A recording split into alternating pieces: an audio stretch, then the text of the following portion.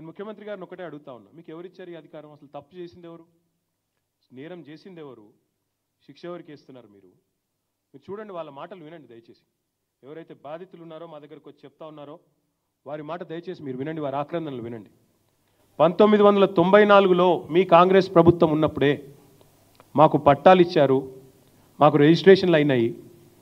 అప్పటి నుంచి ఇప్పటి వరకు అక్కడే ఉంటున్నాం. 30-35 ఏళ్ళ నుంచి ఉంటున్నాం, 40 ఏళ్ళ నుంచి ఉంటున్నాం, 50 ఏళ్ళ నుంచి ఉన్న వాళ్ళు ఉన్నాం. కాంగ్రెస్ ప్రభుత్వంలోనే మాకు పట్టాలు వచ్చినాయి, కాంగ్రెస్ ప్రభుత్వంలోనే మా రిజిస్ట్రేషన్లు అయినాయి, కాంగ్రెస్ ప్రభుత్వంలోనే మేము ఇల్లు కట్టుకున్నాం అని చెప్పి వాళ్ళు చెప్తా ఉన్నారు. ఈరోజు వాళ్ళు అడుగుతూ ఉన్నారు, మరి ఆనాడు రిజిస్ట్రేషన్ చేయించుకున్నప్పుడు కానీ, బిల్డింగ్ పర్మిషన్లు ఇచ్చినప్పుడు కానీ, ఆనాడు ప్రాపర్టీ ట్యాక్స్ కట్టించుకున్నప్పుడు కానీ, మాకు కరెంటు కనెక్షన్ ఇచ్చినప్పుడు కానీ, మంచినీళ్ళ బిల్లు కట్టుకున్నప్పుడు కానీ ఆ రోజు లేని అభ్యంతరాలు ఈ రోజు ఎందుకు వస్తున్నాయని వాళ్ళు అడుగుతున్న సూటి ప్రశ్నకు ప్రభుత్వం దగ్గర సమాధానం ఉందని నేను అడుగుతా ఉన్నాను.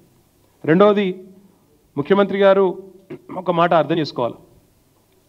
అసలు ఒక పేద మధ్యతరగతి కుటుంబానికి ఇల్లు అనేది జీవితకాలం వాళ్ళు చేసిన కష్టానికి ప్రతిరూపం. ఇల్లు అనేది ఒక ఇమోషన్. ఇల్లు అనేది ఆ కుటుంబం మొత్తం కలలుగానే ఒక సౌధం.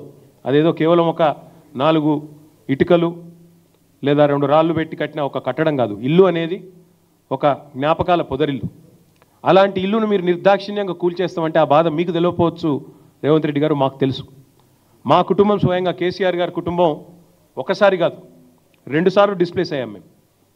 మా నాయనమ్మ ఊరు పోసాన్పల్లి అని అప్పర్ మానేరు డ్యాంలో 1940లో మునిగిపోతే అక్కడి నుంచి తట్టాబుట్టా తీసుకొని మేమంతా చింతమడకకు వచ్చింది మా కుటుంబం.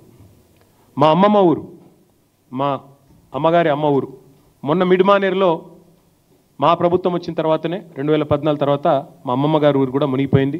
మా జ్ఞాపకాలు, ఆ ఇల్లు అన్నీ అక్కడే పోయినాయి. సో ఒకసారి కాదు 2 సార్లు డిస్ప్లేస్ అయిన ఫ్యామిలీ మాది. మాకు తెలుసు ఆ బాధ ఎట్లుంటుందో తెలుసు. ఒకసారి నిర్వాసితులుగా మారితే ఆ ఊరితో అల్లుకున్న జ్ఞాపకాలు కానీ, ఆ ఇంటితో అల్లుకున్న కొన్ని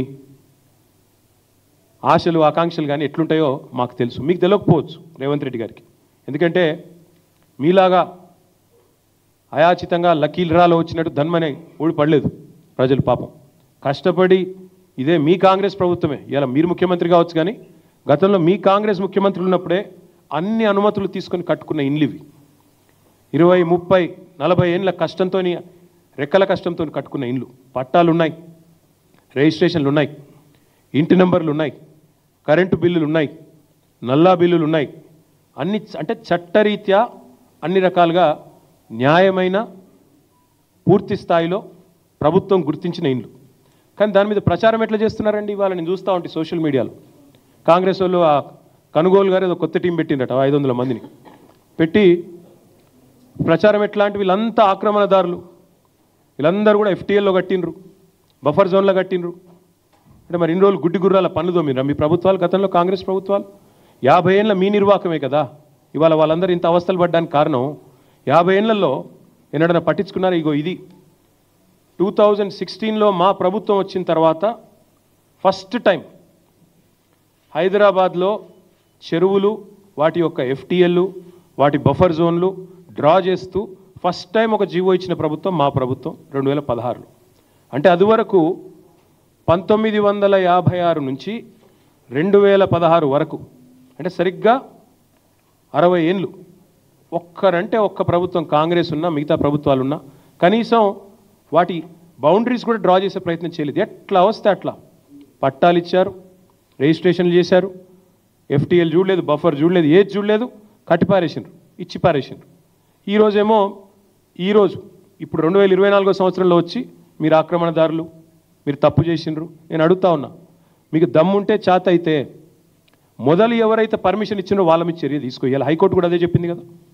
ఎవరైతే పర్మిషన్ ఇచ్చిండ్రో ఆనాడు, ఎవరైతే అధికారులు, ఎవరైతే ఆనాడున్న ప్రభుత్వాలు, ఎవరెవరైతే ఈ ఆక్రమణలను, మీరు ఈరోజు ఆక్రమణలు అంటున్నారు కదా, వాటిని ప్రోత్సహించిన వాళ్ళు ఉన్నారో మీ ప్రభుత్వాలే గతంలో, వాళ్ళ మీద చర్య తీసుకో.